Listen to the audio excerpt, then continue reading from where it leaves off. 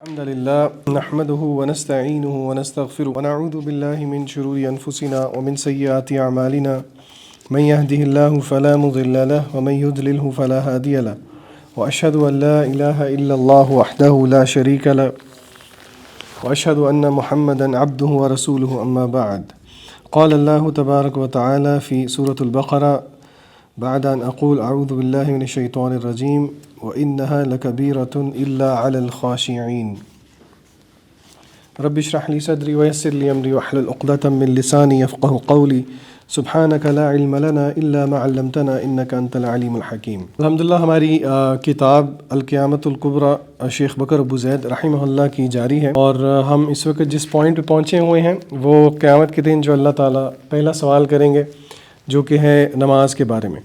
تو اسی کے سلسلے میں ہم نے تھوڑا سا ٹینجنٹ دے کے جو ہے اپنا اس ٹاپک کو پکڑا ہوا ہے، بیکاز اس ٹاپک کی امپورٹنس ہے.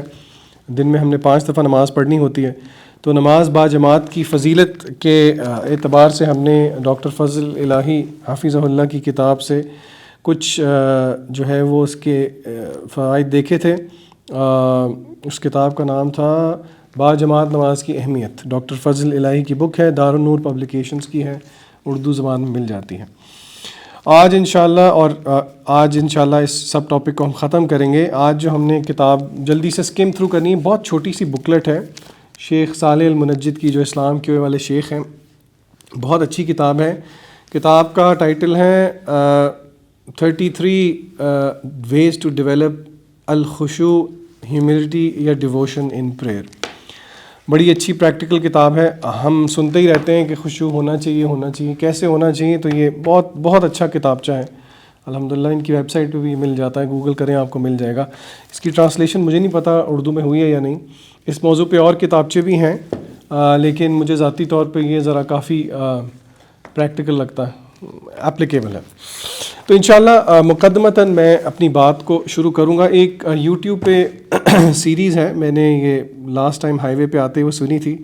مڈل پاتھ ریڈیو پہ استاد عاصم خان کے 3 دروس ہیں، ہاؤ ٹو ڈیولپ خشوع ان یور صلاح. بہت اچھا عالم دین ہے ماشاءاللہ. یہ میرے خیال سے اسلام مدینہ یونیورسٹی کی گریجویٹ ہیں. استاد عاصم خان پیج یوٹیوب پہ ہے، مڈل پاتھ ریڈیو. 3 دروس ہیں ان کے، 1 گھنٹے کے، ہاؤ ٹو ڈیولپ خشوع ان یور صلاح. تو آپ مزید اگر اس ٹاپک سے فائدہ اٹھانا چاہتے ہیں تو کتاب بھی پڑھیں، اور یہ جو ہے وہ 3 سیریز ہیں، 3 دروس ہیں بیسکلی. یہ بھی سنیں، انشاءاللہ آپ کو بڑا فائدہ ہوگا. تو مقدمتاً ایز این انٹروڈکشن ہم اس ٹاپک کو تھوڑا سا ذرا let's go back to the سیرہ، اور ہم سمجھنے کی کوشش کرتے ہیں سیرت کے اعتبار سے. اور یہ کانٹیکسٹ جو ہے انہوں نے دیا تھا، مجھے بہت اچھا لگا، تو انشاءاللہ میں آپ کے سامنے بھی وہ بات رکھنے لگا ہوں.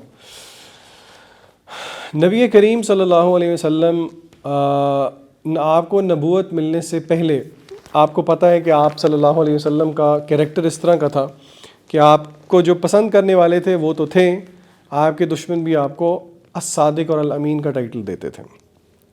ٹھیک ہے.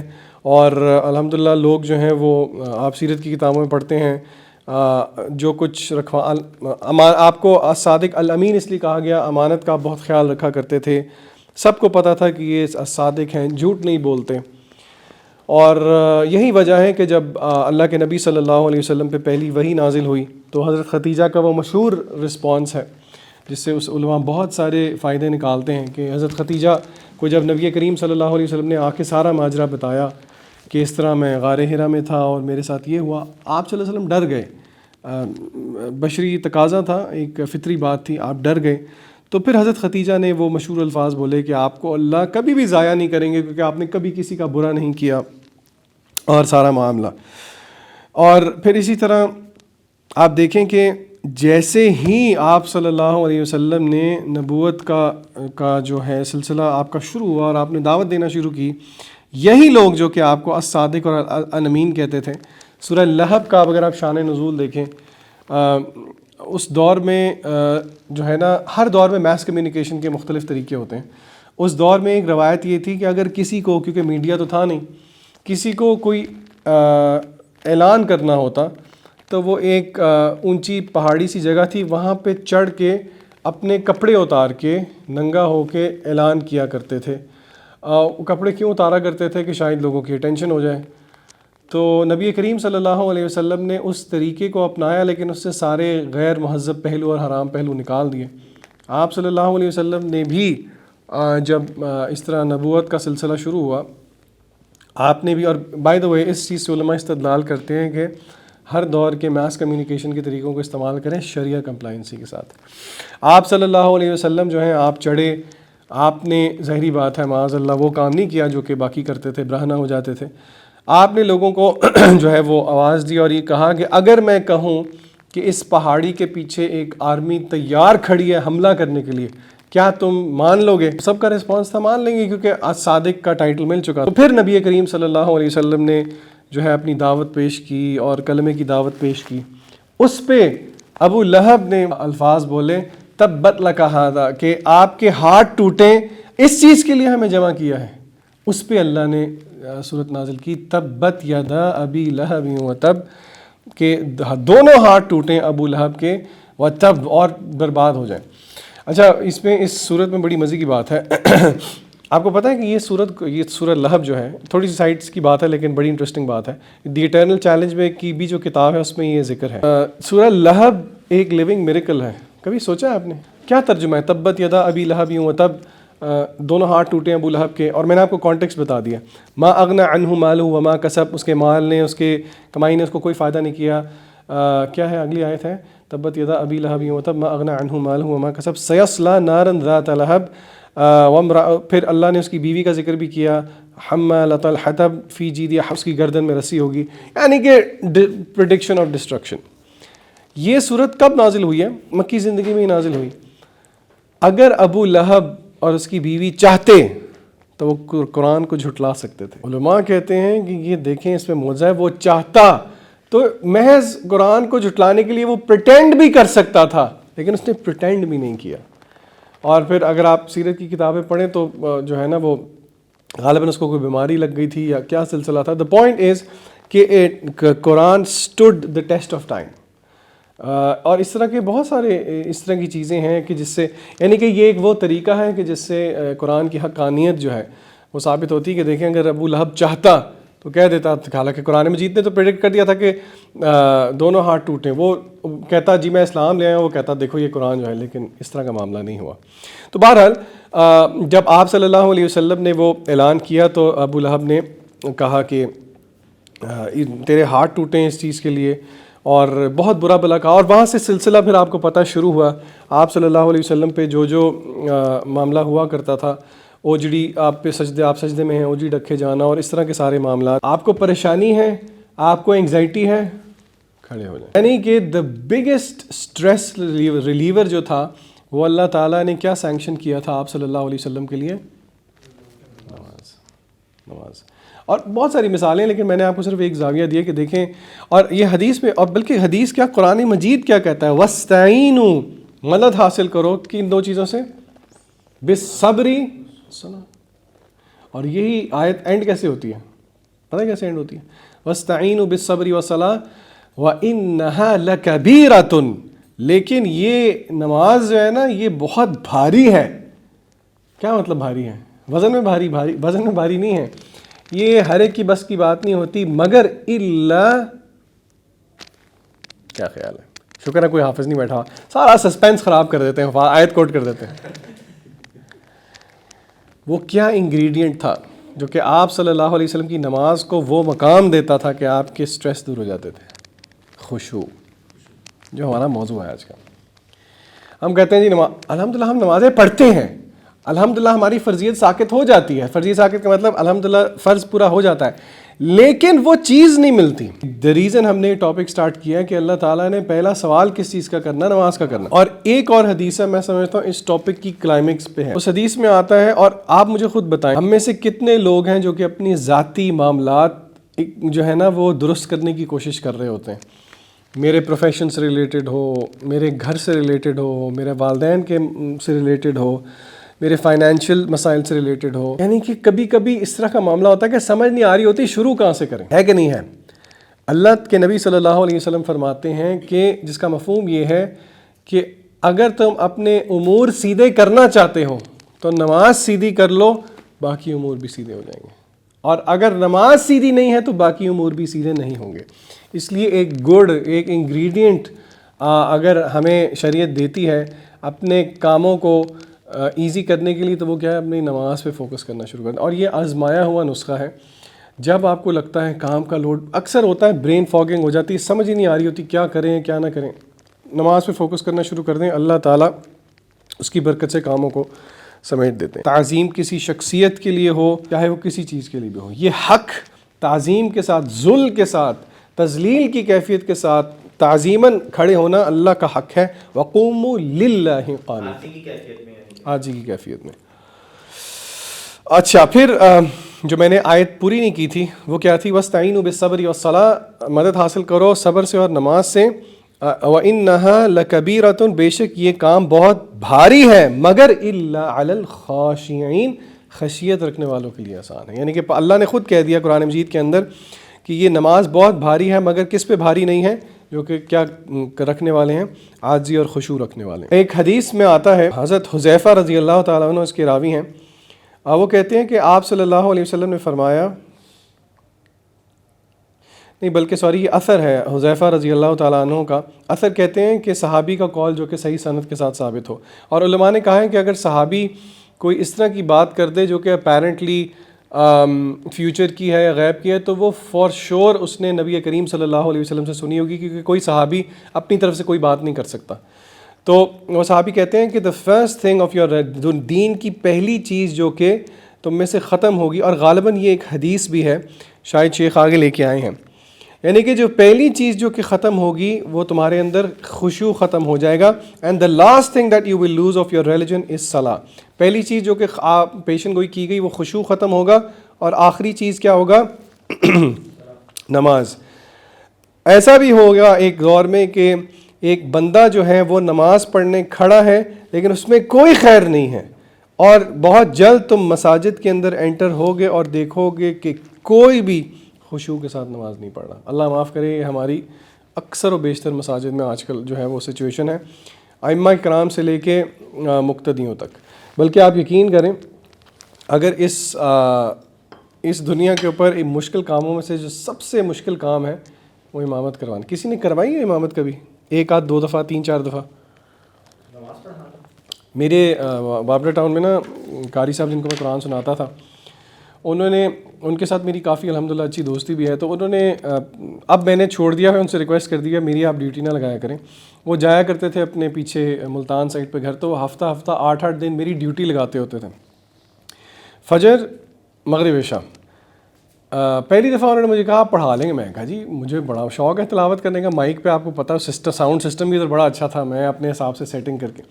انہوں نے کہا مجھے تھا میں جاؤں گا نماز پڑھوں گا۔ انہوں نے کہا نو ایسے نہیں کرنا، آپ نے آنا ہے اذان سے پہلے، اذان دینی ہے، جماعت کرانی ہے، اور پھر جب نمازی چلے جائیں گے تو پھر آپ نے مسجد کو تالا لگا کے جانا ہے۔ میں نے کہا تب مجھے یاد ہے یہ نہیں، اسٹوڈنٹ لائف کی بات نہیں ہے، یہ جاب میری تب تھی، لیکن میرا ٹائم اس طرح کا تھا کہ مینیج کر سکتا تھا، اور تو کچھ نہیں ہوتا تھا۔ فجر کے وقت مجھے ٹینشن ہوتی تھی، پہلی رات تو مجھے نیند نہیں آئی یہ سوچ کے کہ میں سویا رہ گیا، مسجد بند ہوگی، نمازی باہر کھڑے ہو کے ویٹ کر، سب کو پتا تھا کہ ذیشان صاحب کی ڈیوٹی لگی ہوئی ہے، انہوں نے آنا ہے۔ لوگوں کی تسلی نہیں ہوتی، آپ یقین کریں، کوئی کہے گا زیادہ لمبی پڑھا دی، کوئی کہے گا اتنی تھوڑی پڑھا دی، کوئی کہے گا اتنا لمبا سجدہ کر لیا، کوئی کہے گا اتنا، اور یہ روایت میں بھی آتا ہے کہ قیامت سے پہلے آپ کو کوئی بھی امام جو ہے نا وہ سوٹیبل نہیں ملے گا، یعنی کہ لوگوں کی آپ تسلی نہیں کروا سکتے۔ آپ صلی اللہ علیہ وسلم نے کہا کہ مقتدیوں کا خیال رکھا جائے۔ حضرت عائشہ کہتی ہیں کہ فجر کی سنتوں کے بارے میں آپ کو بتاتی ہیں کہ اس سے زیادہ پیاری اور اس سے زیادہ وہ کہتی ہیں کہ اب ہمیں پتہ بھی نہیں لگتا تھا، یعنی کہ مفہوماً اس کے الفاظ یہ ہیں کہ آپ پڑھ بھی لیتے تھے لیکن وہ اتنی خوبصورت دو رکھتے ہوتی تھی، اتنی پیاری ہوتی تھی کہ آپ ان کا حق بھی ادا کرتے تھے، اور ہی واز نیور ٹو سلو اور نیور، یعنی کہ میانہ روی ملتی۔ اصل میں ملنے کو تو ایسے بھی ہے، آپ صلی اللہ علیہ وسلم کھڑے ہوئے، پہلی رکعت میں آپ پوری سورہ بقرہ پڑھ گئے، دوسری میں سورہ نساء پڑھ گئے، تو وہ اللہ کے نبی صلی اللہ علیہ وسلم کی تو بات اور تھی۔ لیکن بہرحال ہمیں جو اصول ملا ہے وہ یہ ہے کہ خیال رکھنا، اور جنرلی آپ یہ بات ذہن میں رکھیں، دعوتی اعتبار سے بھی حدیث میں ملتا ہے کہ لوگوں کو نا بشارت دیں، ان کو متنفر نہ کریں، اور دعوت کے اصولوں میں سے انبیاء کے بارے میں قرآن مجید کیا کہتا ہے؟ مبشرین و منذرین، بشارت دینے والے اور ڈرانے والے. مجھے یاد ہے بہت شروع میں ہمارا یہ جب وائسی کا دیوان خاص مسجد ہے گزافی کے پاس, وہاں پہ کچھ عرصہ جب ہمارے پاس اپنی جگہ نہیں تھی تو انہوں نے ہمیں جگہ دی ہوئی تھی. وہاں پہ اسی طرح ایک صاحب آئے, 2 دن لگاتار آتے رہے. وہ کانسٹنٹلی یہ بات کرتے رہے کہ جی آپ لوگوں نے بس لوگوں کو قبر کی باتیں بتانی ہیں اور جہنم کی باتیں بتانی, لوگ سیدھے ہو جائیں گے, کوئی آپ کو ورک شاپس کرنے کی ضرورت نہیں ہے. اب بات وہ یہ نہیں کہہ رہے تھے کہ آپ نے دین کی بات نہیں کرنی, لیکن ان کی دعوت میں پرائمری فلا کیا تھا, وہ ایک ہی سائڈ پہ لے کے جا رہے تھے. حالانکہ اللہ نے کہا ہے کہ اللہ نے مبعوث کیا انبیاء کو, سورہ بقرہ کی آیت ہے مبشرین و منذرین, بشارت. اور یہ دونوں میں نے آج صبح بھی حدیث بتائی کہ بندہ مومن کے اندر یہ دونوں چیزیں سائڈ بائی سائڈ ہونی چاہیے, خوف اور رجا ایکول ہونا چاہیے. اور یہ بھی نہیں کہ پھر مجھے یاد ہے ایف سی کی ایک مسجد میں ایک اور بھائی جان سے ٹاکرا ہوا, وہ بشارتیں دیے جا رہے تھے کہ ان کو سن کے تو لگ رہا تھا واہ یہ تو موجے ہیں, یہاں پہ بھی جو مرضی کرنا کرو نو پرابلم. تو دا پوائنٹ از کہ بیلنس ہونا چاہیے. تو اسی لیے آپ کا سوال کیا تھا ایگزیکٹلی؟ نماز کے اوپر, نماز کی لینتھ کے اوپر. تو نماز کی وہی ہے کہ بیلنس ہونا چاہیے. اور اگر آپ کو امامت کا موقع ملتا ہے تو جنرلی اسپیکنگ عرف کے اعتبار سے خیال رکھنا چاہیے. عرف کہتے ہیں کلچر کو, اسلام نے کلچر کا کچھ چیزوں میں خیال رکھا ہے جہاں پہ عرف ٹکراتا نہیں ہے, کلچر ٹکراتا. اب اس طرح اب آپ مجھے بتائیں, میں آپ کو کویسچن دے کے ایگزامپل پوچھتا ہوں, عیدی لینا صحیح ہے یا نہیں ہے؟ لینا ٹھیک ہے, اب دینی پڑتی ہے. ہاں پہلے لیتے ہم نہیں, کیا خیال ہے ویسے؟ میں یہ ایک بڑا جینوئن کویسچن ہے. خوشی ہے, آپ نے بس کیا کہتے ہیں بچوں کی خوشی میں آپ نے ان کی دوبالا کر دی, آپ نے ان کو پیسے دے دیے, وہ اپنی مرضی سے جو مرضی ہے خریدے. کلچرل ہے نا, یہ دینی لحاظ سے تو صحیح نہیں ہے, کلچرل ہے. دینی لحاظ سے صحیح نہیں ہے, عیدیوں کو ختم کر دیا. ہے نہیں اثر میں یہ. اچھا ٹھیک ہے, لیکن یہ ہماری کلچرل چیز ہے, کیا یہ کسی بھی اعتبار سے دین سے ٹکر کھاتی ہے؟ نہیں. تو اس لیے دین کہتا ہے بالکل کریں, دین کا مزاج سمجھیں. جو چیز عرفاً ٹکر نہیں کھاتی نو پرابلم. عید پہ کوئی کہے جی 3 دفعہ گلے ملنا بدعت ہے, یا اللہ. اب نہیں, یہ میں دیکھیں اسی لیے علماء کہتے ہیں اصول سمجھنے کی کوشش کیا کریں. اب 3 دفعہ ملنا ہمارے کلچر میں ہے. ویسے میرے والد صاحب اب کیونکہ ہارٹ پیشنٹ ہیں تو ابو کہتے ہیں یار کچھ لوگ اس میں اتنا ایگریسو ہو جاتے ہیں. ابو کی ہوئی تھی یہ اوپن اپنا بیٹنگ ہارٹ سرجری, تو ان کو یہاں سے کٹ اوپن کرتے ہیں. ابو ایون گاڑی میں نا وہ سیٹ بیلٹ لگانا بھی کمفرٹیبل فیل نہیں کرتے. اور عید کے دن پہ تو ابو کو خاص طور پہ ابو سب کو کہتے ہیں بیٹا ایک دفعہ گلے ملنا ہے. اور ابو گلے بھی مل رہے ہوتے ہیں نا, ایک ہاتھ پیچھے ہوتا ہے, دوسرا ابو نے اگلے کی چھاتی کے آگے کیا ہوتا ہے کہ وہ.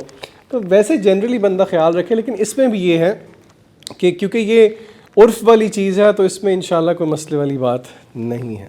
ابن قیم رحمہ اللہ نے خشوع کے بارے میں کچھ بات کی ہے, وہ میں آپ کے سامنے رکھتا ہوں. انہوں نے کمپیئر کیا ایک سچا خشوع اور ایک منافق کا خشوع.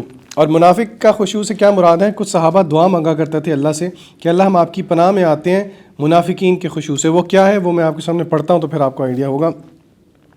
ابن قیم کہتے ہیں, اور میں ٹرانسلیٹ کر رہا ہوں, the khushu of a true faith is when heart feels aware and humble before the great glory of Allah. یعنی کہ جب دل کو اللہ تعالیٰ کی تعظیم اور اللہ کی عظمت کا احساس ہو, جس کی وجہ سے بندے کا دل اللہ کے خوف سے, اللہ کی حیا سے جو ہے وہ بھر جائے اور دل کے ڈر سے ٹوٹنے کی کیفیت بنے.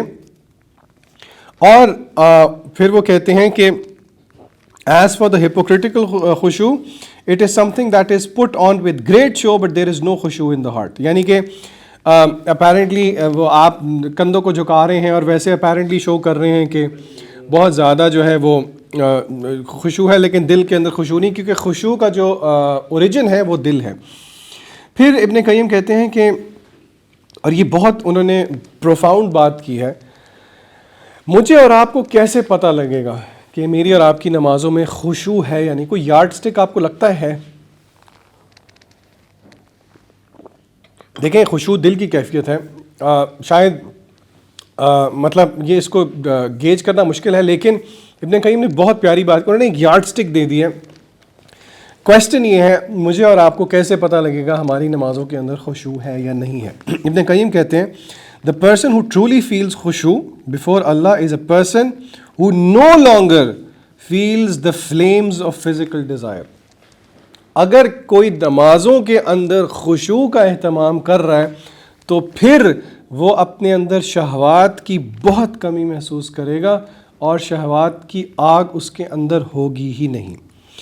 His or her heart is pure and filled with the light of the greatness of Allah.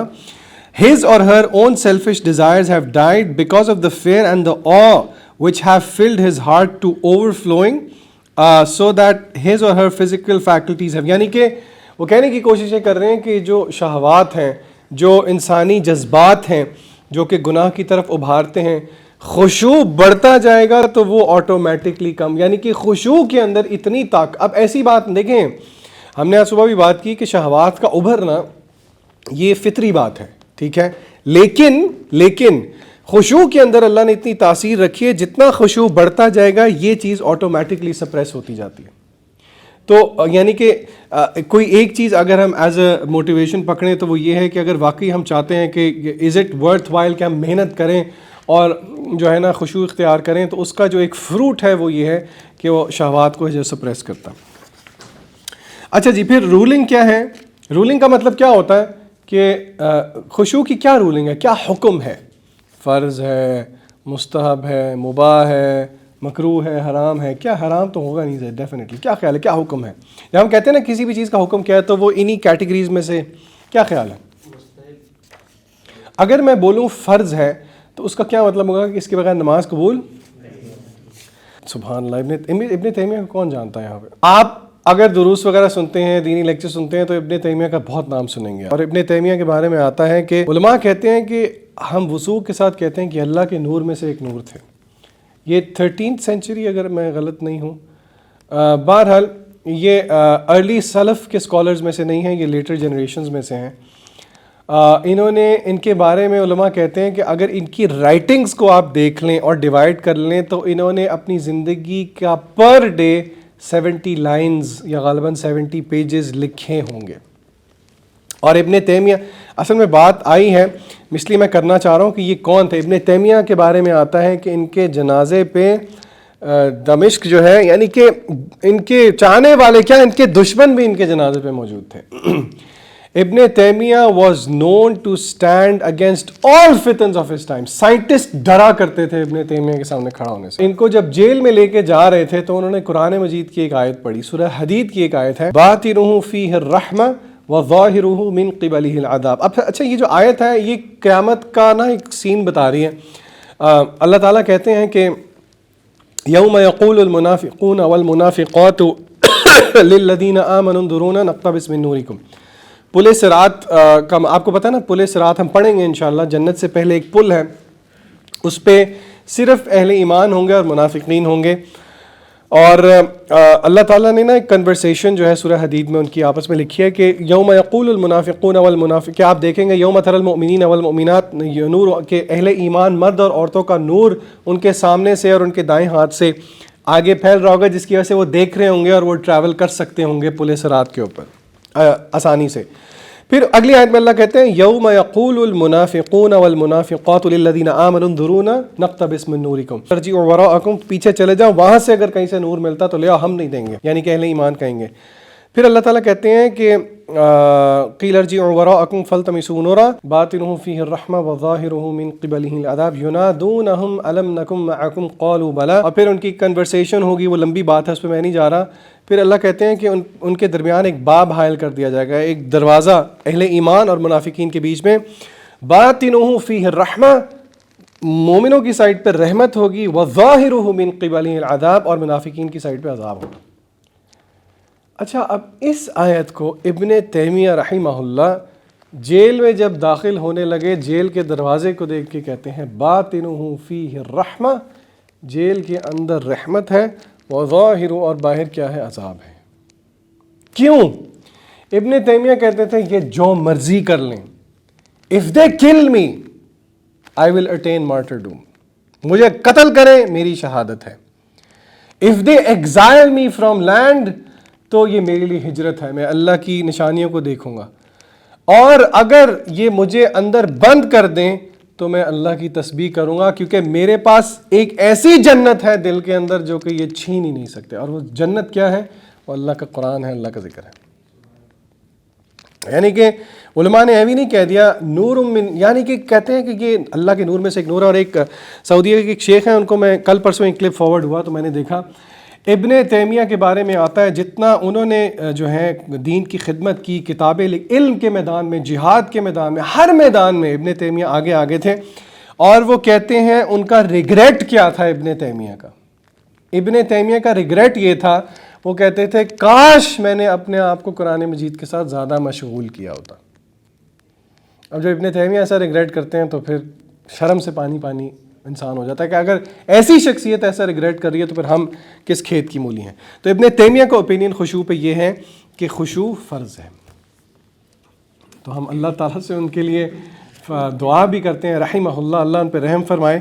لیکن باقی جو مشائخ ہیں ان کا یہی اوپینین ہے کہ نہیں، یہ فرض نہیں ہے، اس کے بغیر نماز قبول ہو جاتی ہے. لیکن خشوع جو ہے وہ آپ کے نماز کے اس کے ورچو کو بڑھاتی ہے. حدیث میں آتا ہے کہ اکثر ایسے ہوتا ہے کہ انسان کی نماز میں وہ تھوڑا دھیان دیتا ہے، نصف دھیان دیتا ہے، نصف اجر مل جاتا ہے، نصف نہیں ملتا.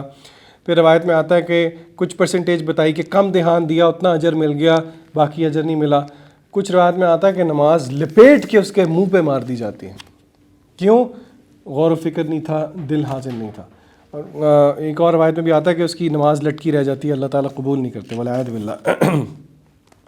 خشوع کی کیا فوائد ہیں؟ اللہ کے نبی صلی اللہ علیہ وسلم فرماتے ہیں اللہ تعالیٰ نے 5 نمازوں کو فرض کیا، جو بھی وضو کرے، اچھے طریقے سے نمازوں کو وقت پہ ادا کرے، صحیح طریقے سے تسلی کے ساتھ رکوع کرے، خشوع کے ساتھ نماز، خشوع و خضوع کے ساتھ نماز پڑھے، اللہ کا وعدہ ہے اس سے کہ اللہ تعالیٰ اس کی مغفرت کرے گا. اور اگر وہ ایسا نہ کرے، یعنی کہ یہ ساری صفات نہ ہو، تو پھر یہ وعدہ اس کا نہیں ہے. اگر اللہ چاہے گا تو اسے معاف کرے گا، اور اللہ اگر چاہے گا تو اسے عذاب دے گا. پھر اسی طرح ایک اور اس کے فائدے میں حدیث نبی کریم صلی اللہ علیہ وسلم نے کہا جو بھی وضو کرے اور وضو کو اچھا کرے، پھر 2 رکعت نماز پڑھے، ان پہ پورا دھیان دے، پورے خشوع و خضوع کے ساتھ دھیان دے، اور کسی چیز کے بارے میں نہ سوچے، اس کے سارے گناہ معاف کر دیے جائیں گے. صلاۃ التوبہ کے بارے میں بھی یہ آتا ہے. صلاۃ التوبہ ہے کہ اگر آپ نے سچی توبہ کرنی ہے کبیرہ گناہوں سے، آپ وضو کریں اچھے طریقے سے، آپ 2 رکعت نماز پڑھیں، کوشش کریں اس نماز کے اندر آپ کوئی بھی اور سوچ نہ آئے، اللہ اکبر سے لے کے سلام تک.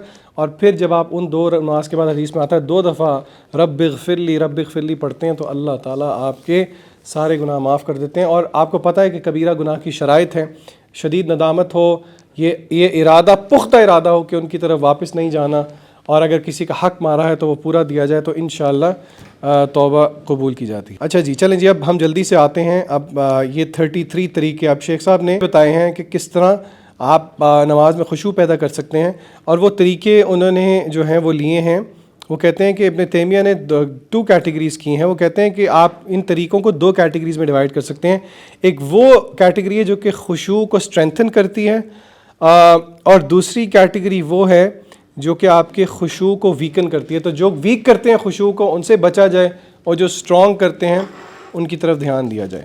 تو سب سے پہلا سبب جو کہ خشوع اور خضوع اختیار کرنے کا نماز میں، جی آپ بتائیں. سب میں تو بتا ہی دوں گا. کیا خیال ہے نماز میں خشوع اور خضوع لانے کا کوئی پریکٹیکل 33 ویز میں آپ کو بتاؤں گا، لیکن آپ بھی کچھ بتائیں. مطلب پتہ ہونا چاہیے. ٹھیک ہے. شیخ صاحب کہتے ہیں preparing your self properly for prayer. کیا مطلب؟ صحیح طریقے سے وضو کیا ہو. اچھا، اس پہلے پوائنٹ میں بڑے سب پوائنٹس ہیں. سب سے پہلے اذان سن کے اس کی آواز دیں. یہ سارے وہ چھوٹے چھوٹے طریقے ہیں جو کہ پائل اپ ہو کے ایک بہت بڑی وجہ بنتے ہیں خشوع کے لیے. اذان کا جواب دیں، اذان کے بعد جو دعا ہے اس کو پڑھیں، اذان اور اقامت کے بیچ میں دعا کریں کیونکہ اس ٹائم کے بیچ میں دعا قبول ہوتی ہے، مستجاب وقت ہے. پھر اسی طرح وضو صحیح طریقے سے کریں. حضرت علی رضی اللہ تعالیٰ عنہ کے بارے میں آتا ہے کہ آپ جب وضو کر رہے ہوتے تھے تو آپ کا رنگ بدل جاتا تھا، آپ سفید ہو جاتے تھے. تو آپ سے پوچھا گیا تو آپ نے کہا کہ میں رب العالمین کے سامنے کھڑا ہونے جا رہا ہوں، یعنی کہ اس اللہ تعالیٰ کی اس عظمت کی وجہ سے ان کا رنگ چینج ہو جاتا تھا. پھر اسی طرح مسواک کرنا, مسواک والی سنت بالکل ہی جو ہے نا وہ روزوں میں کچھ تھوڑی بہت زندہ ہوتی ہے لیکن ہم پھر چھوڑ دیتے ہیں. مسواک آپ یقین کریں اتنا حدیث میں آتا ہے اللہ راضی ہو جاتے ہیں اس شخص سے جو کہ مسواک کرتا ہے. بہت آسان طریقہ ہے یہ اللہ کو راضی کرنے کا. پھر اسی طرح ہاں یہ ساری چیزیں ہیں جو کہ شیخ صاحب کہتے ہیں کہ preparing your self for the prayer میں. تو یہ ہے جی پہلا طریقہ. علماء نے کہا ہے ویسے کہ مسواک انہوں نے کچھ علماء نے یہ اجتہاد کیا ہے کہ ٹوتھ برش اور ٹوتھ پیسٹ بھی جو ہے وہ مسواک کی ریپلیسمنٹ کر لے گی, لیکن کوشش کریں کہ چلیں کبھی کبھی ایک آدھ دفعہ اس فضیلت کو حاصل کرنے کے لیے بھی جسٹ ان کیس کر لیں. اور میں آپ کو بتاؤں اگر آپ کو مشکل لگتی ہے نا نرم والی بھی ملتی ہے زیتون, اس کی زیتون کی مسواک نرم ہوتی ہے, کر لیا کریں کبھی کبھی. Number 2, moving at a measured pace during prayer. کیا مطلب؟ ایکسرسائز نہیں کر رہے آپ نماز پڑھ رہے ہیں. اللہ کے نبی صلی اللہ علیہ وسلم کے بارے میں آتا ہے کہ آپ اس طریقے سے اس پیس کے ساتھ نماز پڑھا کرتے تھے کہ آپ ہر ہڈی کو اس کی اپنی واپس جگہ آنے کا وقت دیا کرتے تھے.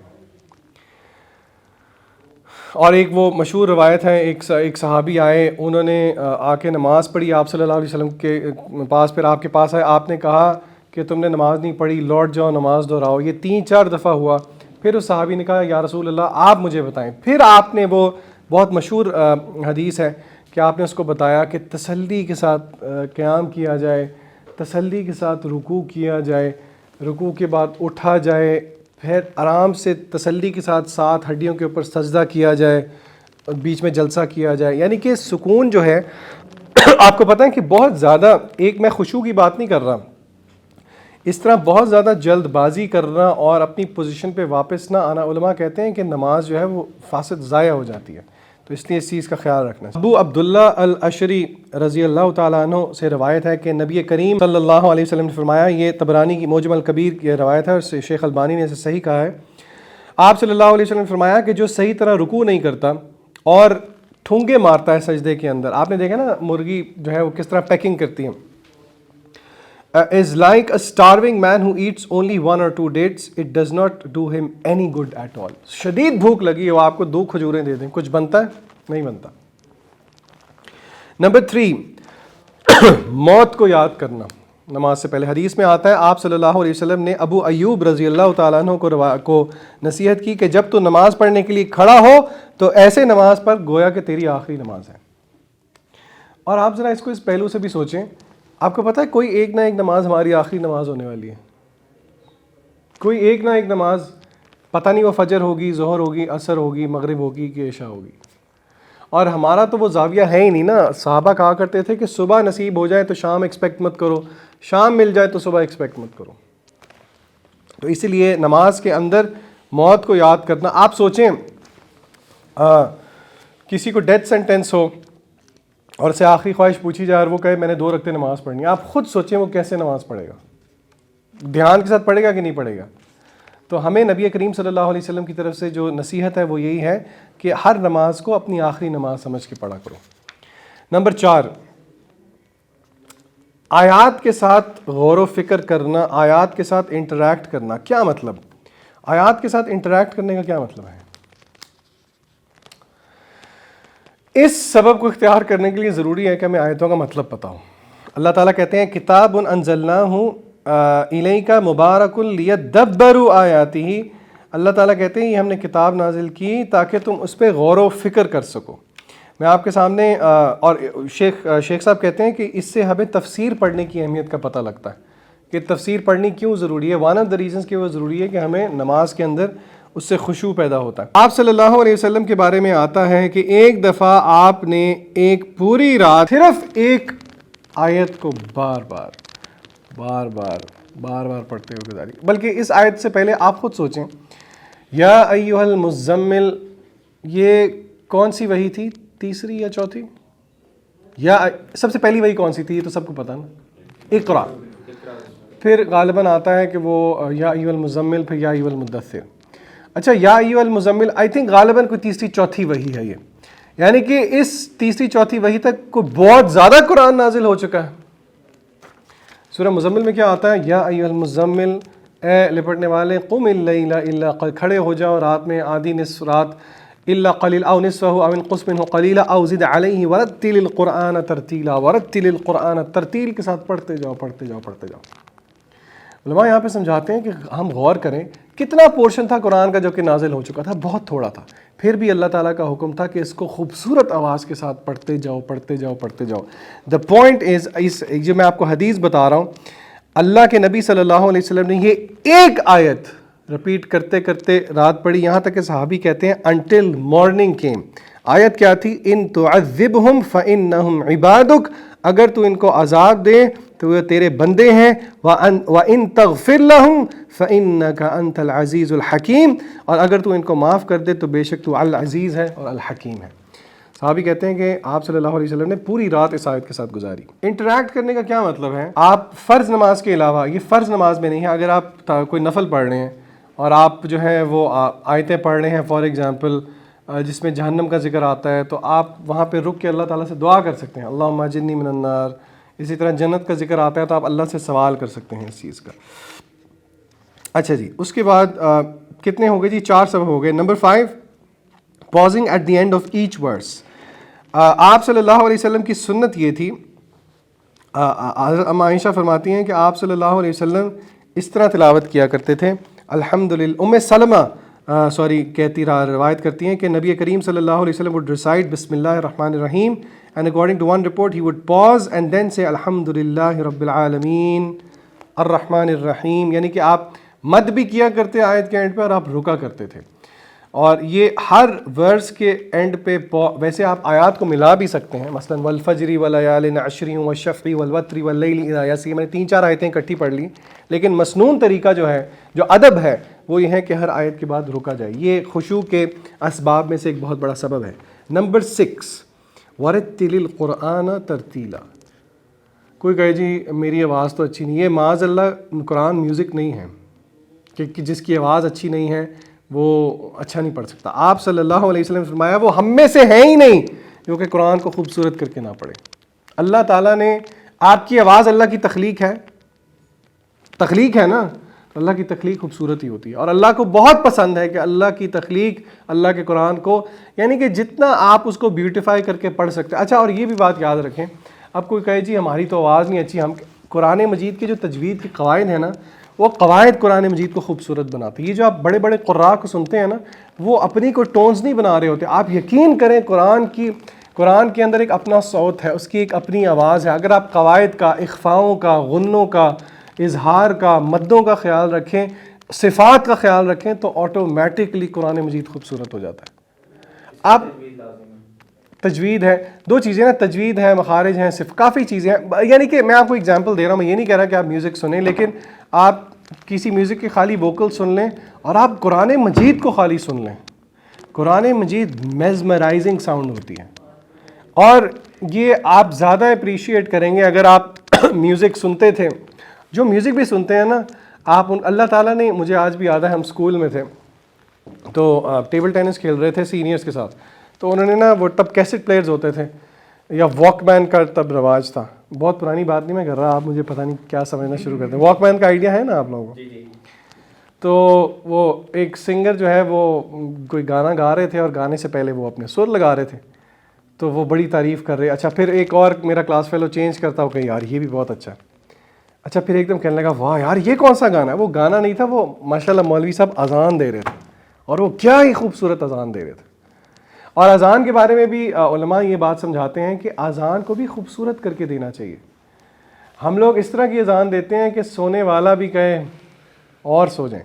آپ کبھی حرمین کی اذان سنیں، یہاں پہ جو ریکارڈنگ لگتی ہے نا وہ حرم کے جو مؤذن ہیں ان کی لگتی ہے۔ بہرحال قرآن مجید نماز کے اندر خشوع پیدا کرنے کا ایک بہت بڑا سبب یہ ہے کہ قرآن مجید کو خوبصورت طریقے سے پڑھا جائے، اس کو ترتیل کے ساتھ پڑھا جائے۔ آپ صلی اللہ علیہ وسلم نے فرمایا، صحیح مسلم کی روایت ہے کہ the messenger of Allah would recite in a surah in such a slow rhythmic tones that it would be longer and than would seem possible، یعنی کہ تسلی سے آرام سے اس کو پڑھا جائے۔ نمبر 7، اس بات کا یقین رکھیں کہ اللہ تعالیٰ آپ کی نماز کے اندر پڑھے جانے والی دعاؤں کو کا جواب دیتا ہے. کون سی دعائیں پڑھتے ہیں آپ نماز میں؟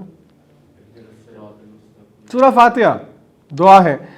حدیث میں آتا ہے اللہ تعالیٰ کہتے ہیں, حدیث قدسی ہے, کہ میں نے نماز کو تقسیم کیا اپنے اور اپنے بندے کے درمیان 2 حصوں میں, اور میرے بندے کے لیے وہ ہے جس کا وہ سوال کرے گا. میرا بندہ بولتا ہے الحمدللہ رب العالمین, اللہ تعالیٰ بولتے ہیں حمدنی عبدی, میرے بندے نے میری تعریف کی. بندہ بولتا ہے الرحمن الرحیم, تو اللہ تعالیٰ کہتے ہیں مائی سلیو ہیز ایکسٹولڈ می. بندہ کہتا ہے مالک یوم الدین, اللہ تعالیٰ کہتے ہیں میرے بندے نے میری تعظیم کی.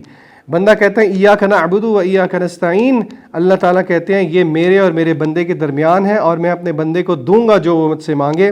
پھر ہم کہتے ہیں اہدنا الصراط المستقیم صراط الذین انعمت علیہم غیر المغضوب علیہم ولا الضالین. اللہ جواب دیتے ہیں and these are for my slave and my slave shall have what he asked for.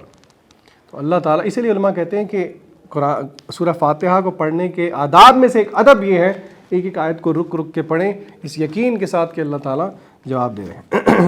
Number 8, شیخ کہتے ہیں کہ اپنے آگے سوترا رکھنا. سوترا کس کو کہتے ہیں؟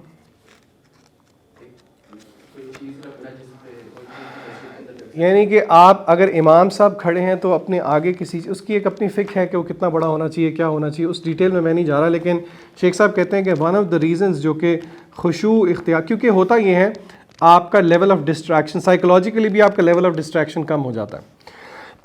نمبر 9, شیخ صاحب کہتے ہیں اپنے دائیں ہاتھ کو اپنے لیفٹ ہینڈ کے اوپر رکھنا. اب ہم سمجھیں گے کہ دائیں ہاتھ کو, اس میں کیا خشوع والی بات ہے, یہ تو ہم کرتے ہی ہیں.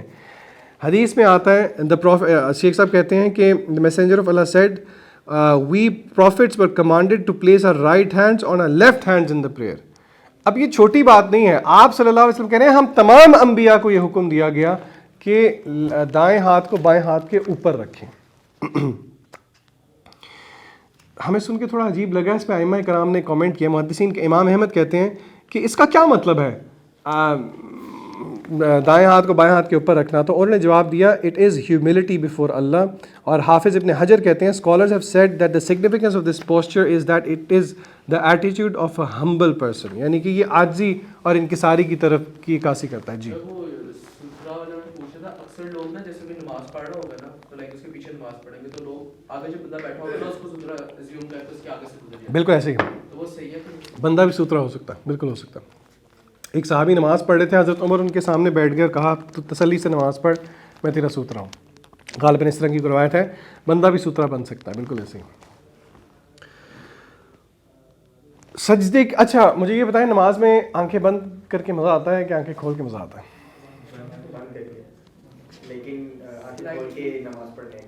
اچھا یہاں پہ شیخ صاحب نے نا پورا ایک وہ سب ٹاپک باندھا ہوا ہے, the ruling of on closing one's eyes. اس کی سمری یہ ہے کہ نماز قبول تو ہو جاتی ہے لیکن بہتر ہے, مسنون یہ ہے آنکھیں کھول کے. اچھا آنکھیں کھول کے کدھر دیکھیں, اوپر دیکھیں, دائیں بائیں دیکھیں, سجدے کی طرف. شیخ صاحب کہتے ہیں نہیں رکوع میں, یہ آپ نے کہاں سے دیکھ لیا کہ گھٹنا رکوع میں بھی اس کی طرف دیکھنا؟ علماء کہتے ہیں رکوع کی طرف میں بھی جو ہے وہ اس کی طرف دیکھیں گے, سجدے کی طرف دیکھیں گے. اصل میں نا عبادات میں, یہ نماز عبادت ہے نا, اگر ایک چیز کے بارے میں اس میں فقہا کا کچھ اختلاف ہے, بٹ جنرلی اسپیکنگ کہاں نہیں دیکھنا چاہیے, ارد گرد جنرلی نہیں دیکھنا چاہیے, اور ایک اور جگہ دیکھنے کی سختی سے ممانعت ہے. کہاں پہ؟ آسمان میں نہیں دیکھنا چاہیے نماز پڑھتے ہوئے. حدیث میں آتا ہے آپ صلی اللہ علیہ وسلم فرمایا, اس کا مفہوم یہ ہے کہ اللہ تعالیٰ قریب ہے کہ ان کی آنکھیں جو ہے نا ان کی نظر لے لے جو کہ نماز میں آسمان کی طرف دیکھتا ہے. اور حدیث میں آتا ہے کہ the worst of thieves, چوروں میں سے سب سے برا چور ہے جو کہ نماز میں چوری کرتا ہے. نماز میں چوری کیا ہے؟ ادھر ادھر دیکھنا. یہ چیزیں تو کافی زیادہ تھیں لیکن میرے خیال سے کچھ پڑھنے کا شوق اور ذوق آپ میں بھی ہونا چاہیے. تو یہ کتاب کا نام جو ہے ذہن میں رکھ لیں, 33 ways to develop خشوع in صلاح.